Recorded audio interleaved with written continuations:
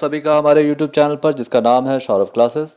आज मैं BA semester 1 जो एनईपी के अंतर्गत पेपर MJ1 है उससे एक काफ़ी महत्वपूर्ण विषय प्राचीन भारतीय शिक्षा व्यवस्था या हम उसे वैदिक युगीन शिक्षा भी कह सकते हैं लेकर उपस्थित हुआ हूँ। तो चलिए शुरू करते हैं। वैदिक युग में शिक्षा का बड़ा महत्व था। यह माना जाता था कि सब बालक और बालिकाओं को शिक्षा के लिए आचार्य कुलों में भेज देना चाहिए और उन्हें माता पिता से पृथक होकर आचार्यों से शिक्षा ग्रहण करनी चाहिए। शतपथ ब्राह्मण के अनुसार बच्चे एक आयु तक माता के प्रभाव में रहते हैं, फिर पिता के और बाद में आचार्य के। उनकी अंतर्हित शक्तियों व गुणों का विकास पहले माता करती है, फिर पिता और अंत में आचार्य के पास रहकर शिक्षा प्राप्त करके ही वे अपना विकास करने में समर्थ होते हैं।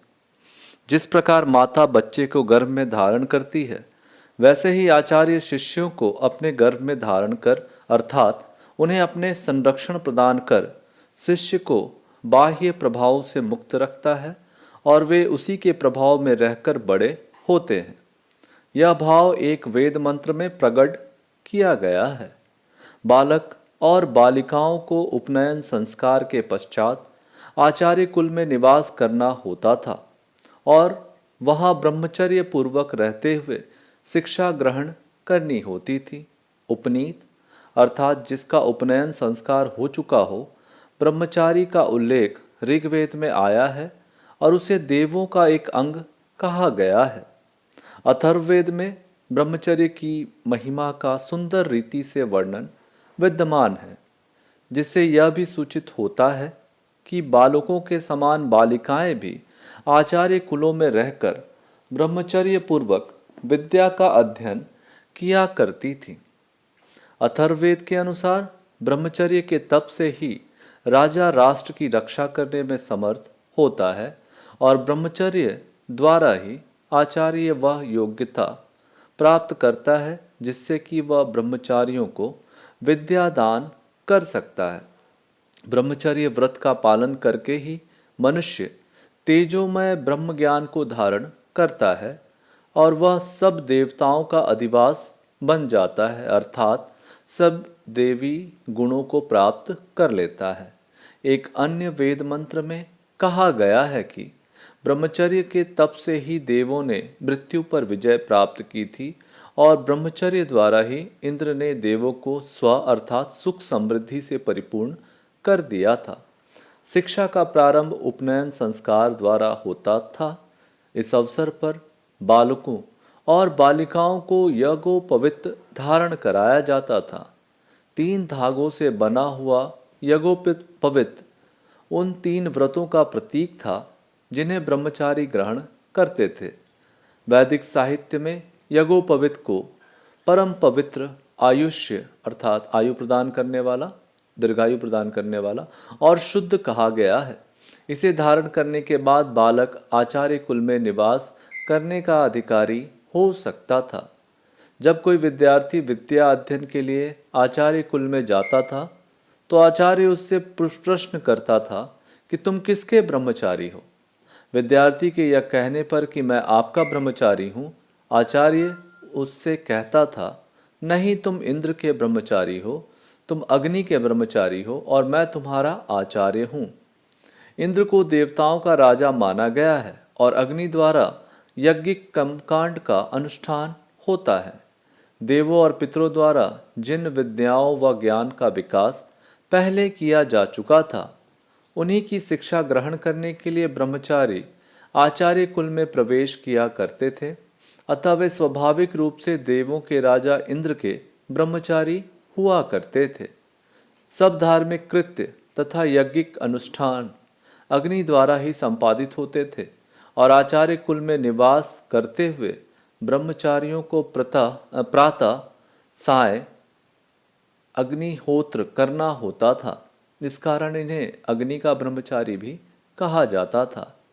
आचार्य कुल में शिक्षा प्राप्त करने के लिए विद्यार्थियों से कोई शुल्क नहीं लिया जाता था। वे भिक्षा द्वारा भोजन वस्त्र आदि प्राप्त किया करते थे और भिक्षा में उन्हें जो कुछ मिलता था उसे वे आचार्य की सेवा में प्रस्तुत कर देते थे। आचार्यों, उपाध्यायों, अध्यापकों और उनके शिष्य वर्ग का निर्वाह इस भिक्षा द्वारा ही होता था। इस युग में जीवन की आवश्यकताएं बहुत कम थी। आचार्य कुल नगरों और ग्रामों से दूर वनों में आश्रम स्थित थे। जंगलों के समीप ईंधन, कंद मूल, फल आदि की सुविधा रहती थी। ब्रह्मचारी इनका भी चयन कर लेते थे। साथ ही आचार्य कुलों में गौ आदि पशु भी अच्छी बड़ी संख्या में होते थे और उनका पालन पोषण ब्रह्मचारियों द्वारा किया जाता था। आचार्य कुल की दूध, घी आदि की आवश्यकता इन पशुओं द्वारा ही पूरी हो जाया करती थी।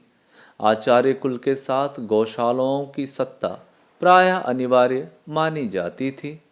शिक्षकों में सर्वोच्च स्थिति आचार्य की होती थी। यास्क के निरुक्त के अनुसार आचार्य उसे कहते थे जो सदाचार ग्रहण कराए। इसमें संदेह नहीं कि बालक और बालिकाओं को सदाचारी एवं धार्मिक बनाना आचार्य कुलों का प्रधान कर्तव्य था और वे यह कार्य आचार्य द्वारा संपन्न कराया जाता था। आचार्य कुल में आचार्य का प्रधान स्थान होता था और ब्रह्मचारी को सदाचारी बनने के अतिरिक्त वेद तथा वेदांग की शिक्षा देने का कार्य भी वही करता था। आचार्य के अधीन जो शिक्षक आचार्य कुल में अध्यापन का कार्य करते थे वे उपाध्याय कहलाते थे। मनु के अनुसार जो द्विज मंत्रों के एक भाग तथा वेदांगों का अध्यापन करे और उसके लिए पारिश्रमिकी भी ग्रहण करे वह उपाध्याय कहलाता है। तैत्तिरीय उपनिषद में उन नियमों व आदर्शों का बड़े विशद रूप से निरूपण किया गया है जिन्हें आचार्य कुल में रहते हुए गुरुओं तथा शिष्यों को सदा अपने सम्मुख रखना होता है।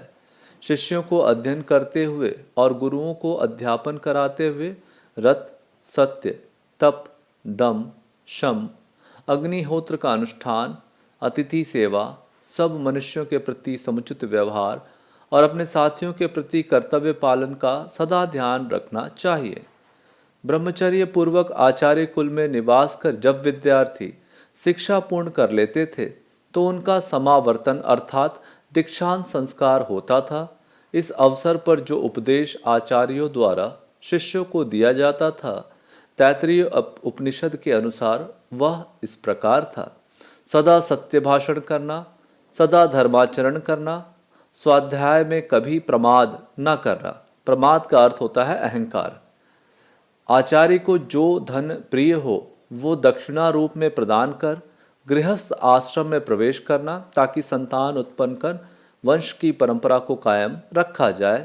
सत्य आचरण में कभी प्रमाद अथवा अहंकार नहीं करना। धर्म के आचरण में कभी प्रमाद न करना। कुशल जीवन बिताने में कभी प्रमाद न करना। देव कार्यों में और पितृ कार्यों में कभी प्रमाद न करना। सदा माता की सेवा में तत्पर रहना, सदा पिता की सेवा में तत्पर रहना, सदा अतिथियों की सेवा में तत्पर रहना। जो कार्य दोष रहित हो केवल उन्हीं को संपन्न करना।